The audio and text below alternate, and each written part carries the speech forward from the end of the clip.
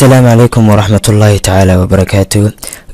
درسينا maanta waxa uu ku saabsan yahay habka ay CID-du u baadho hard disk-ga qofka dambiilaha ama computer-ka qofka dambiilaha iyadoo baaraysa dhammaan xogtii computer-kaas laga galay password-dadii website-dadii la booqday videoskii lagu daawaday faylashii ugu dambeeyay la isticmaalay iyo waxyaabihii ugu dambeeyay lagu qoray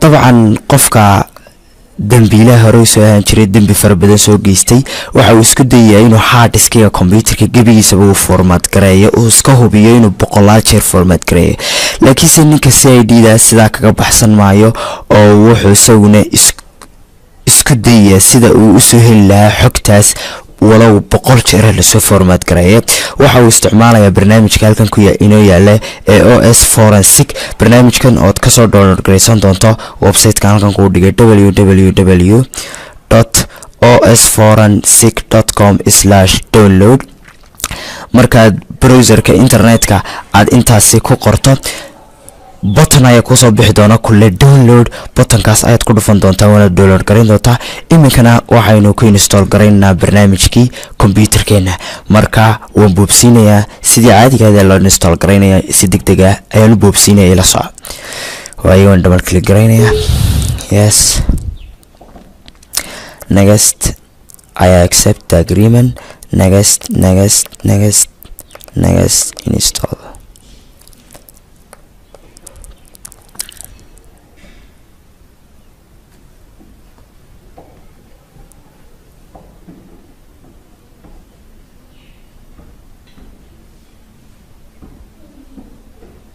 سوي كذا halkan waxa uu soo dhigay in shortcut-ka barnaamijka finish falan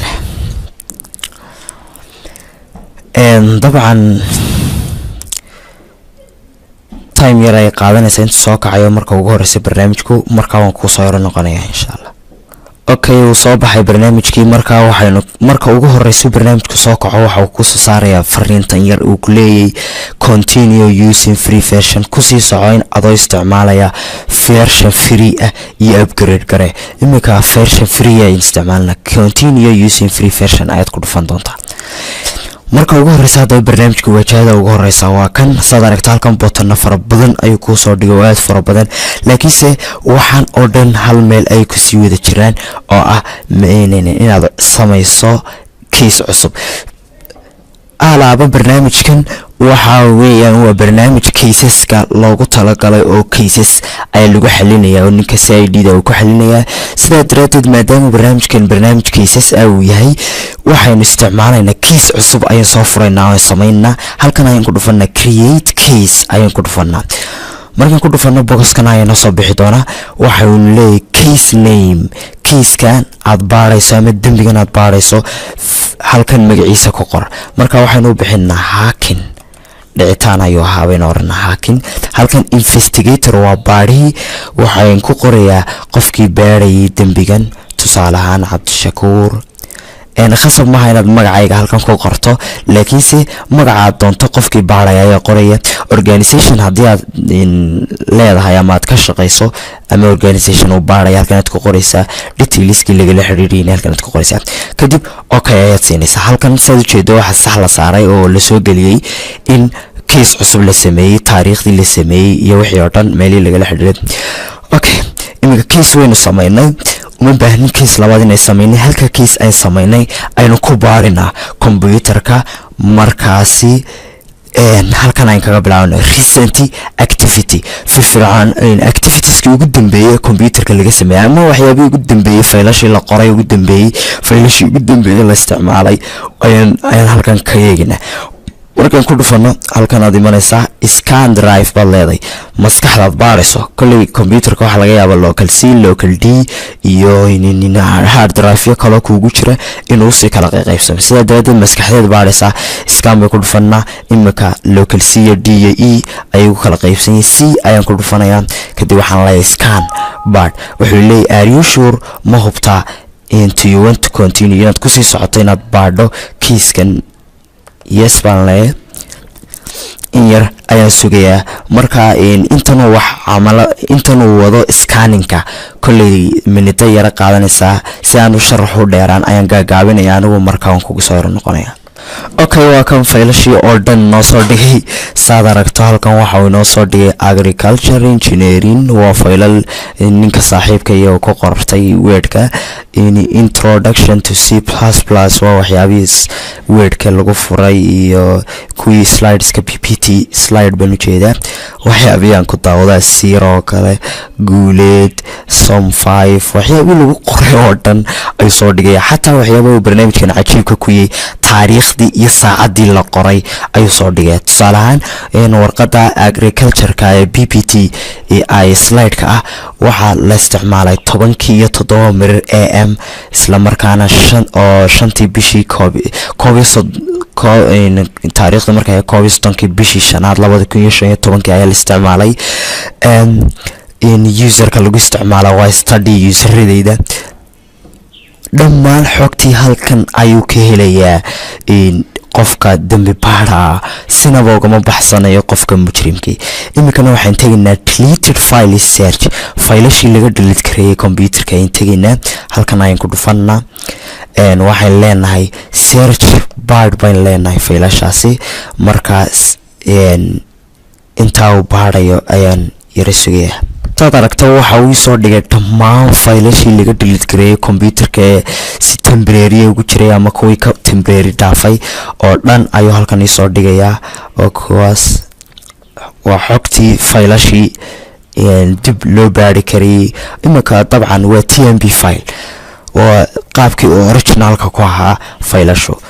marka iminka file dhammaystiran maaha laakiin sabab qaabka originalka faylashan ay ku hayeen halkan ayuu ka helayaa oo faylashii dib uga sii baaraya. marka faylashii oo dhan halkan waad u jeedaa wada aragtaa iyo dhammaan taariikhdoodii 20 bishii 11 2010 6 iyo 44 faylashii lagu isticmaalay yaala.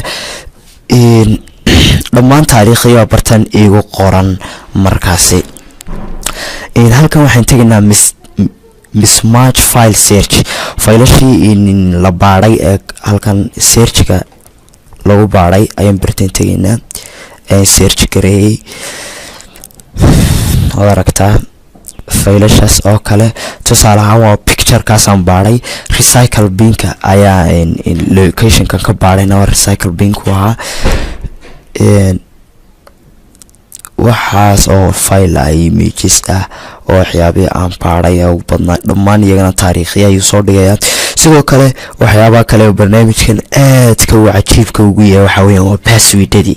barnaamijkan waxa uu awood u leeyahay inuu kashfo dhammaan passwordadii computerka kuugu jiray oo dhan ayuu awood u leeyahay inuu kashfo. dabcan tii hore ayaa sii socota oo uu baaraya weli oonu dhammayn. faylashii searchingka ayuu baarayaa. oo kuwan halkan hortaada yaala. imika waan iska joojinaya baadhista stop baan leeyahay. halkaa igu jooji. haddaba passwordada oo dhan ayuu barnaamijkan awood u leeyahay inuu kashifo. waxaad tegaysaa halkaa ay ku qoran tahay passwords ayaad tegaysaa. dabcan bartan waxaad aragtaa find browser password. buttonka imika joognaa waa find. halkan buttonay usii qaybsantay.